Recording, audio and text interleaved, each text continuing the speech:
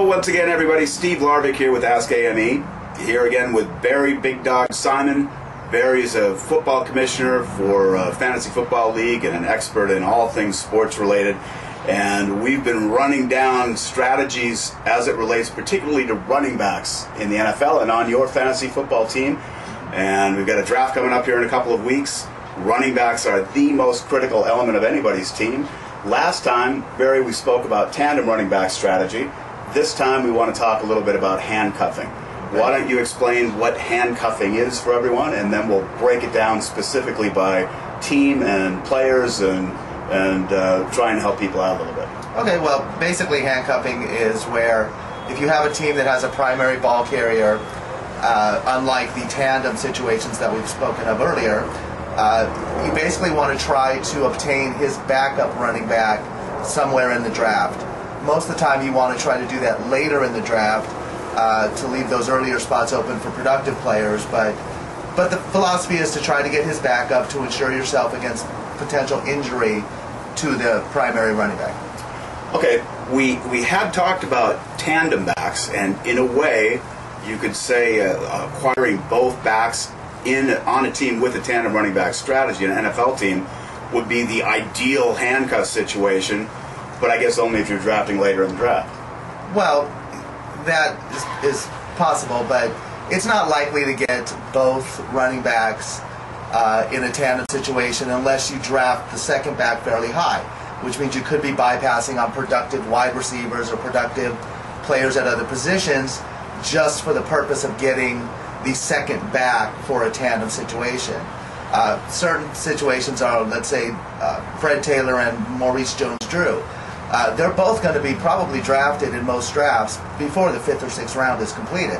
So you would have to pass on very productive players in order to take a chance and get both of them on your roster.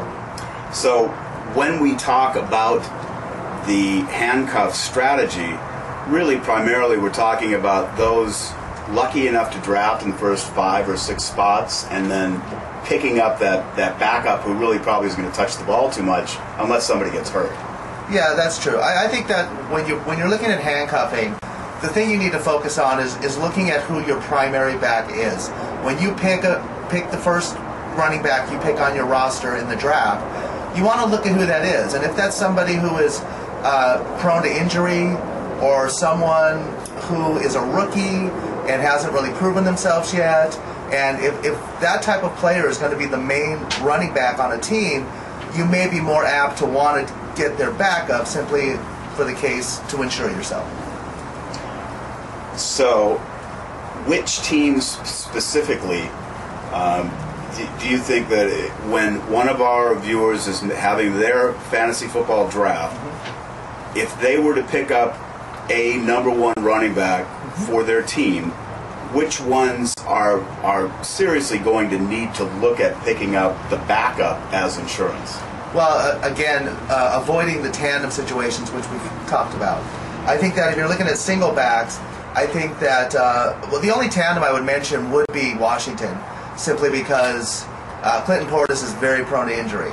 So if you can get Liddell Betts in the 6th or 7th round, I would probably take a chance on him if you have Clinton Portis as your main back, simply because he is going to be productive, fairly productive throughout the season as well, because he's going to get his share of carries. But Portis is not really known to last a whole season yet. But some of those teams, I would say, if you look at the ones who are prone to injury, you have Philadelphia, Brian Westbrook. He's been prone to injury over the last few seasons.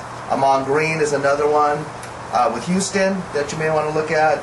I would also look from the standpoint of maybe Carnell Williams. If you get him as your main back, you never know. He may be productive, but if you go by last year's stats, you may want Michael Pittman, because if he doesn't pick it up this year, Michael Pittman may be starting for that team fairly soon into the season. And you might want to also, very important to keep your eyes open during preseason before your draft and looking at running backs that may become injured during preseason and maybe injuries that could linger throughout the season. If they happen to get a knee injury or something, or a turf toe injury in the preseason, they may be there for the first game, but those are injuries that tend to linger and could definitely affect whether or not they're on the field for a lengthy period of time throughout the season. All right, so who are must-have handcuffs? Well, I would definitely, the ones I was talking about, I would try to get Liddell Betts if you could. I would try to get D'Angelo Williams and Deshaun Foster. Again, that's a tandem, but Deshaun Foster's known to be injured most of the time. I would also, with Frank Gore being injured already, I would look at Maurice Hicks maybe late in the draft. He's one that nobody's going to pick. But you never know. Gore has an injury proneness to himself also. I would look to get Corrupt Buckhalter back up to Brian Westbrook in Philly. Maybe Maurice Morris in Seattle. They say that Sean Alexander's foot is healed, but kept him out several games last year. So just as an insurance policy, it might not hurt to have him back there on your bench. And, another one, as I said, is Michael Pittman. Might not be a bad pickup. And Ron Dane with Houston, if you could get him, he's going to be the goal line back in Houston, so he may be more productive than you think. And he may be worth a pick because he might be more than just a handcuff to Lamont Green. All right, one thing we haven't touched on are those people in the top 5 spots are going to pick up the Tomlinson and Larry Johnson and possibly Alexander, Steven Jackson. I believe that not having their backup is a risk. However, they seem to be workhorses. So, how do you come down on that? You need to evaluate that at the time of the draft. My philosophy on that is, do you really want to bypass a wide receiver or someone like that who could be productive late in the draft to pick up a Brian Leonard, who's the backup to Steven Jackson? Or do you want to pass up a productive player to pick up a Musa Smith, who's going to back up Willis McGahee? Those are players that I think you should take a chance on waiting and see. And if they get injured, try to be the first one on the waiver wire to get them. But I don't. It's a debatable subject.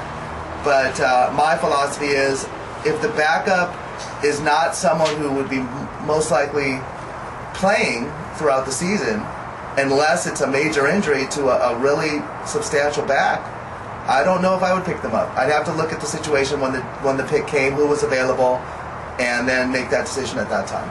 So you're saying you get LaDainian Tomlinson, and you're not going to try and get his backup? Michael Turner's a little different, because Michael Turner is a very effective backup, and if LT does get hurt, he's going to come right in and be very productive. But the ones I mentioned, like Musa Smith in Baltimore, Brian Leonard in St. Louis, Marcel Shipp in Arizona, D.D. Dorsey in Indianapolis. These are guys I don't know if I would just grab simply because they were there. When you could get a decent wide receiver, a decent number 2 or number 3 wide receiver in those rounds who could be fairly productive. Well, Barry, thank you very much for joining me again. We'll be back with another installment. Most likely be following up on quarterbacks next time. Okay. But we'll do updates on these running back situations as they happen. Obviously, since our last tandem back video, we've had some injuries, and we'll do a follow-up to that shortly. Thank you very much. All right. Talk Thank soon. you. Draft My in 2 pleasure. weeks, pal.